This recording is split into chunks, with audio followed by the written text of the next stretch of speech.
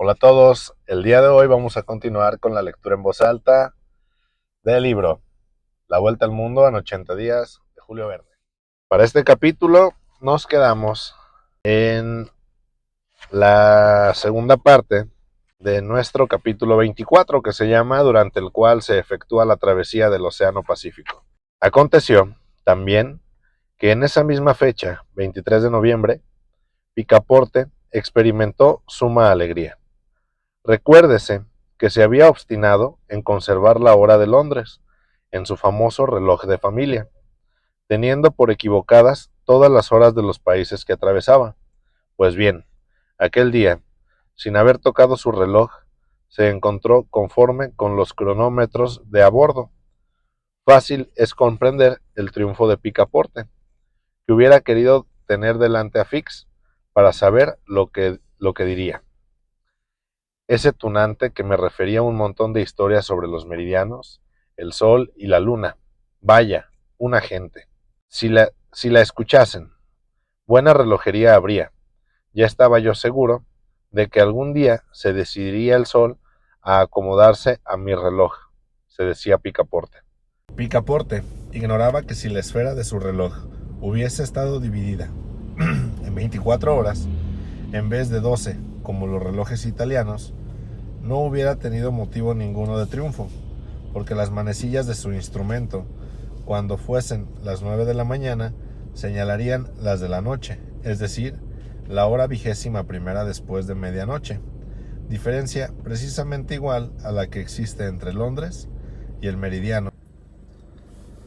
Pero si Fix hubiese sido capaz de explicar ese efecto puramente físico, Picaporte no lo habría comprendido ni admitido.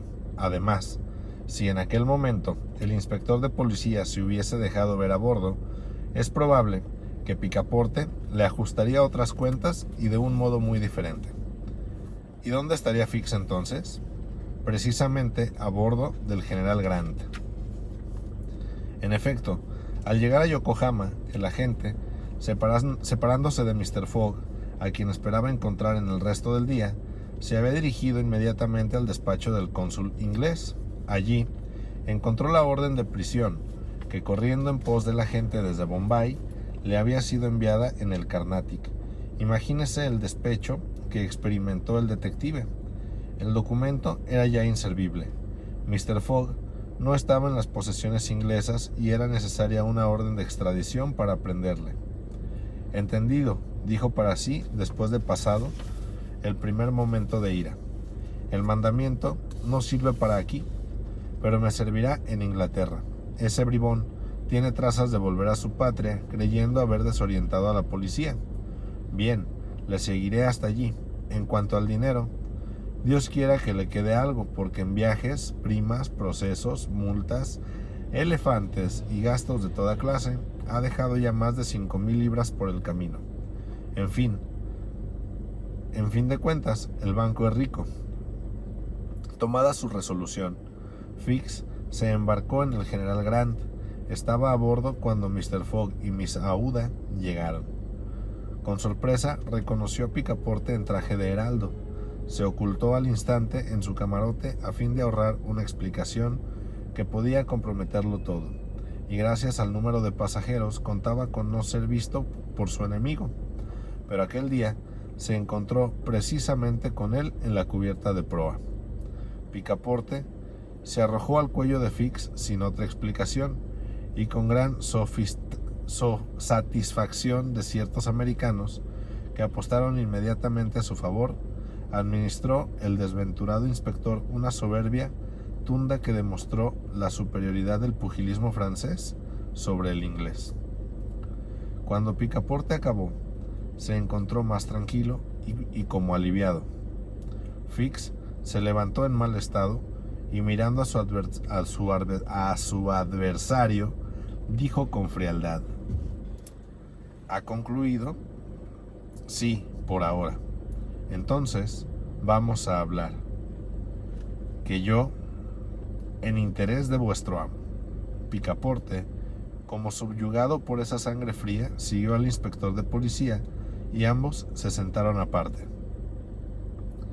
Me ha zurrado, dijo Fix. Bien, lo esperaba. Ahora escuche. Hasta ahora he sido adversario de Mr. Fogg, pero en delante voy a ayudarle. Al fin, ¿le cree hombre honrado? No, respondió con frialdad. Fix, lo creo un bribón. Chist, no se mueva y déjeme hablar. Mientras Mr. Fogg ha estado en las posesiones inglesas, he tenido interés en detenerle, aguardando un mandamiento de prisión. Todo lo he intentado con ese objeto. He tratado de retenerle por medio de los sacerdotes.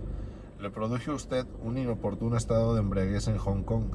Le separé de su amo, le hice perder el vapor. Picaporte escuchaba con los puños cerrados. Ahora, prosiguió Fix, Mr. Fogg regresa, según parece, a Inglaterra. Le seguiré hasta allí, pero aplicando para apartar obstáculos tanto celo como he empleado hasta ahora para acumularlos. Mi juego ha cambiado, porque así lo quiere mi interés. Añado que vuestro interés es igual al mío, porque solo en Inglaterra sabrá si está al servicio de un criminal o de un hombre de bien. Picaporte había escuchado a Fix con mucha atención y se convenció de su buena fe. ¿Somos amigos?, preguntó Fix. Amigos no, respondió Picaporte. Seremos aliados y a la menor apariencia de traición le retorceré el cuello. Convenido, dijo tranquilamente el inspector de policía. 11 días después, el 3 de diciembre, el general Grant estaba en la bahía de la Puerta de Oro y llegaba a San Francisco. Mr. Fogg no había ganado ni perdido un solo día. Y aquí termina el capítulo 24, en donde acaban de llegar justamente a la bahía de San Francisco. Para nuestro siguiente capítulo, que se llama Donde se da una breve reseña de San Francisco en día de meeting, que es el capítulo 25. Hasta entonces, nos vemos. Adiós.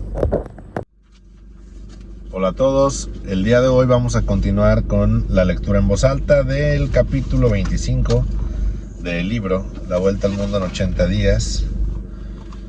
El capítulo se llama Donde se da una breve reseña de San Francisco en día de meeting.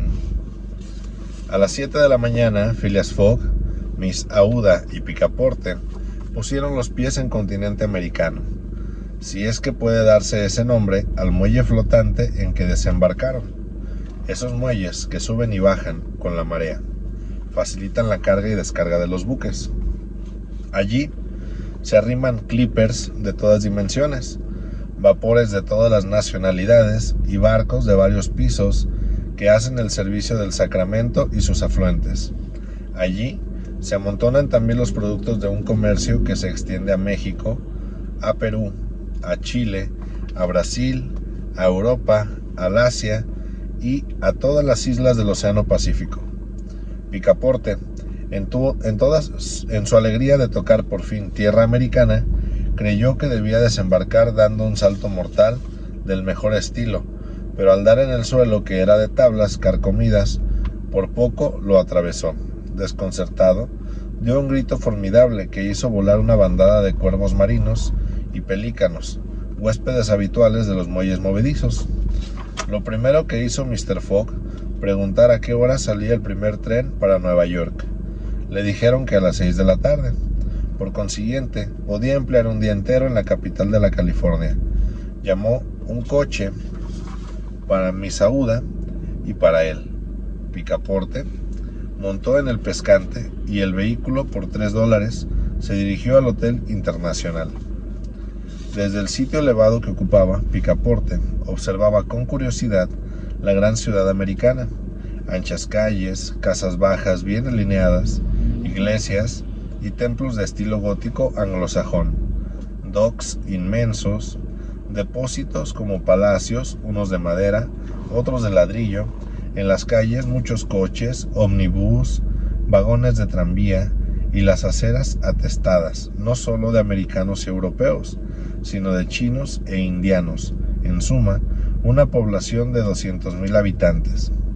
Picaporte quedó bastante sorprendido de lo que veía, porque no tenía idea más que de la antigua ciudad de 1849, población de bandidos incendiarios y asesinos que acudían en busca de pepitas, inmenso tropel de todos los miserables, donde se jugaba el polvo de oro con revólver en una mano y navaja en la otra.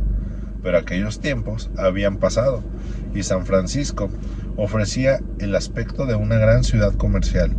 La elevada torre del ayuntamiento, donde vigilan los guardias, dominaba todo aquel conjunto de calles y avenidas cortadas a escuadra, y entre las cuales había plazas con jardines verdosos. Y después de una ciudad china que parecía haber sido importada del celeste imperio en un joyero, ya no había hongos ni camisas coloradas a la usanza de los corredores de placeres, ni indios con plumas, sino sombreros de seda y levitas negras, llevadas por una multitud de caballeros dotados de actividad devoradora.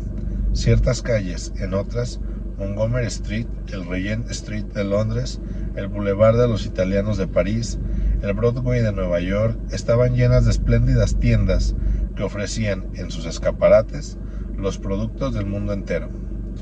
Cuando Picaporte llegó al Hotel Internacional, pensaba que, a la vista de todo esto, no había salido de Inglaterra. El piso bajo del hotel estaba ocupado por un inmenso bar, especie de buffet abierto, gratis para todo transeúnte. Carne seca, sopa de ostras, galletas y queso. Todo esto se despachaba allí sin que el consumidor tuviese que aflojar el bolsillo. Solo pagaba la bebida, cerveza, oporto o jerez, si tenía el capricho de beber. Esto pareció muy americano a Picaporte. El comedor del hotel era confortable.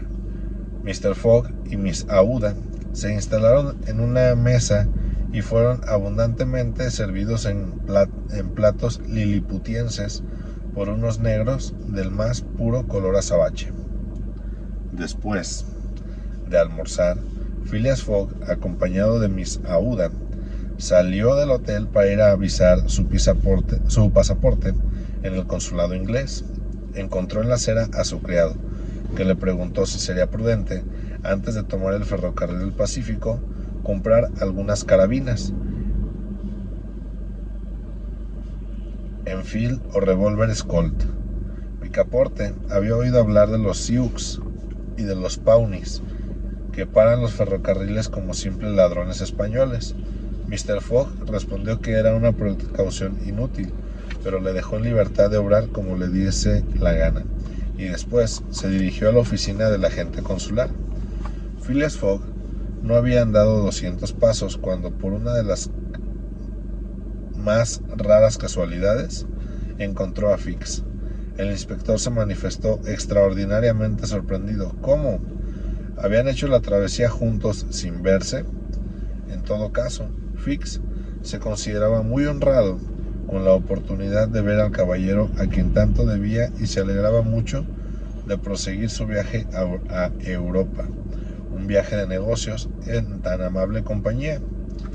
Mr. Fogg respondió que la honra era suya, y Fix, que no le quería perder de vista, le pidió permiso para visitar con él esa curiosa ciudad de San Francisco, lo cual fue concedido.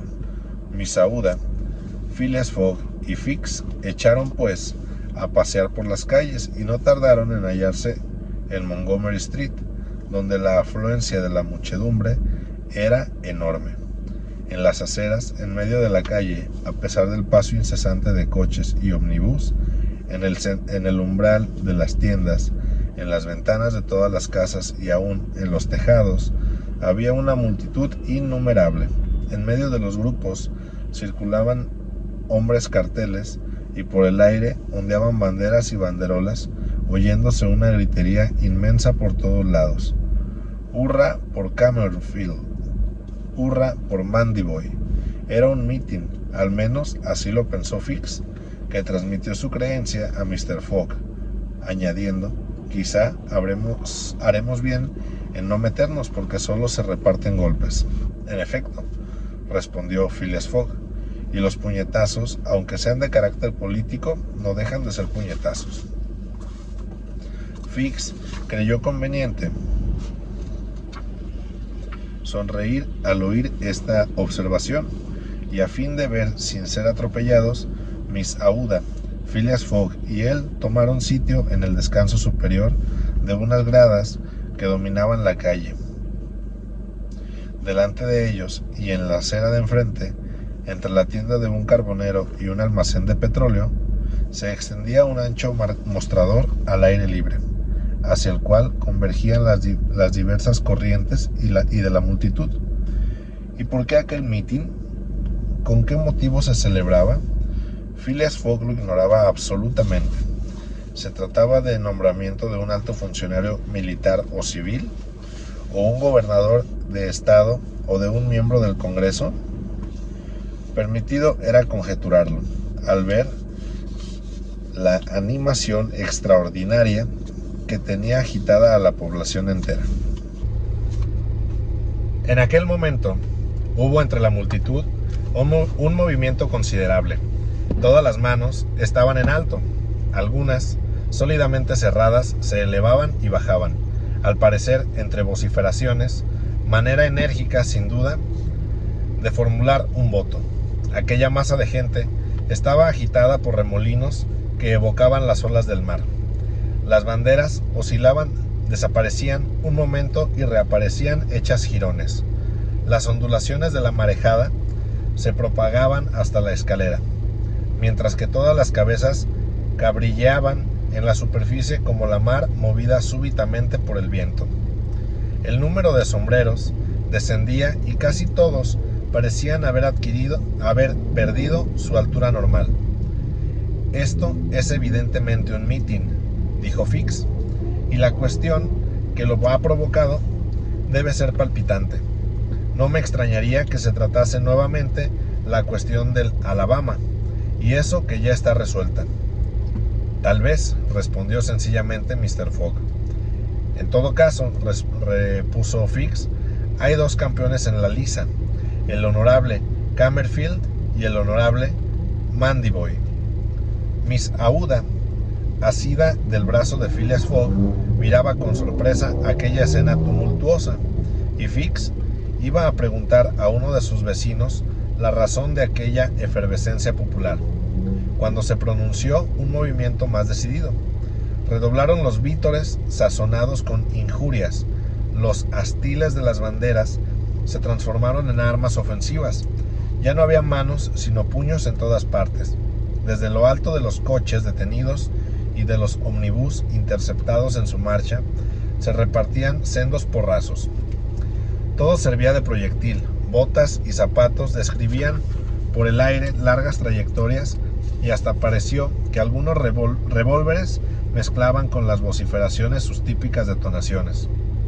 Aquella marea humana se acercó a la escalera y refluyó sobre las primeras gradas. Uno de los partidos era evidentemente rechazado, sin que los simples espectadores pudieran reconocer si la ventaja estaba de parte de Mandiboy o de Cammerfield. Creo prudente retirarnos, dijo Fix, pero no tiene empeño en que su hombre recibiese un mal golpe o mezclase en un mal negocio. Si se trata de Inglaterra en todo esto y nos llegan a conocer, nos veremos muy comprometidos en el tumulto. Un ciudadano inglés, respondió Mr. Fogg. Pero el gentleman no terminó su frase. Detrás de aquella terraza salieron espantosos alaridos. Se gritaba, ¡hurra! ¡Hip hip! ¡Hurra por Mandiboy! Era un tropel de electores que llegaba a la pelea tomando en flanco a los partidarios de Cammerfield. Mr. Fogg, Miss Aouda y Fix se hallaron entre dos fuegos. Era demasiado tarde para huir. Aquel torrente de hombres armados de bastones de puño, de plomo y porras era irresistible.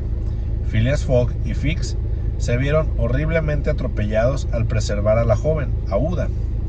Mr. Fogg, no menos flemático que de costumbre, quiso defenderse con esas armas naturales que la naturaleza ha puesto en el extremo de sus brazos de todo inglés, pero inútilmente. Un enorme mocetón de perilla roja, tez encendida, ancho de espalda, que parecía ser el jefe de la cuadrilla, levantó su formidable puño sobre Mr. Fogg y hubiera lastimado mucho al gentleman si Fix, por salvarle, no hubiera recibido el golpe en su lugar. Un enorme chichón se desarrolló instantáneamente bajo sombrero del detective, transformado en una especie de acordeón. «Yankee», dijo Mr. Fogg, echando sobre su adversario una mirada de profundo desprecio. «Englishman», respondió el otro. «Nos volveremos a ver, cuando guste. Su nombre, Phileas Fogg. ¿Y el vuestro?» «El coronel Stamp Proctor». Y dicho esto, la marejada pasó. Fix había quedado por el suelo y se levantó con la ropa destrozada, pero sin daño. De cuidado, su abrigo de viaje se había rasgado en 2 trozos desiguales, pero en suma, Miss Aouda se había librado de todo mal. Y Fix era el único que había salido con un puñetazo. «Gracias», dijo Mr. Fogg al inspector cuando estuvieron fuera de peligro. «No hay de qué», respondió Fix. «Pero venga». «¿A dónde?» «A una sastrería». En efecto, esta visita era oportuna. Los trajes de Phileas Fogg y de Fix estaban hechos jirones, como si esos 2 caballeros se hubiesen batido por cuenta de los honorables Cammerfield y Mandyboy. Una hora después estaban convenientemente vestidos y cubiertos, y luego regresaron al Hotel Internacional. Allí, Picaporte esperaba a su amo, armado con media docena de revólveres, puñales de 6 tiros y de inflamación central. Cuando vio a Fix en compañía de Mr. Fogg, su frente se oscureció, pero Miss Aouda le hizo una relación de lo acaecido y Picaporte se tranquilizó. A todas luces, Fix no era ya enemigo, sino aliado, y cumplía con su palabra. Terminada la comida, trajeron un coche para conducir los viajeros y el equipo a la estación. Al montar, Mr. Fogg dijo a Fix: «¿No ha vuelto a ver a ese coronel Proctor?» «No», respondió Fix. «Volveré a América para buscarle», dijo con frialdad Phileas Fogg. «No sería conveniente que un ciudadano inglés se dejase tratar de esta suerte». El inspector sonrió y no respondió, pero como se ve, Mr. Fogg pertenecía a esa raza de ingleses que no tolera el duelo en su país, pero se bate en el extranjero cuando se trata de defender su honra. A las 6 menos cuarto, los viajeros llegaban a la estación, donde estaba el tren dispuesto a marchar. En el momento en que Mr. Fogg iba a entrar en vagón, se dirigió a un empleado diciéndole: «Amigo mío, ¿no ha habido algunos disturbios hoy en San Francisco?» «Era un mitin, caballero», respondió el empleado. «Sin embargo, he creído observar alguna animación en las calles». «Se trataba solamente de un mitin organizado para unas elecciones». «¿Se trata de elegir algún general en jefe, sin duda?», preguntó Mr. Fogg. «No, señor. Se elige el juez de paz».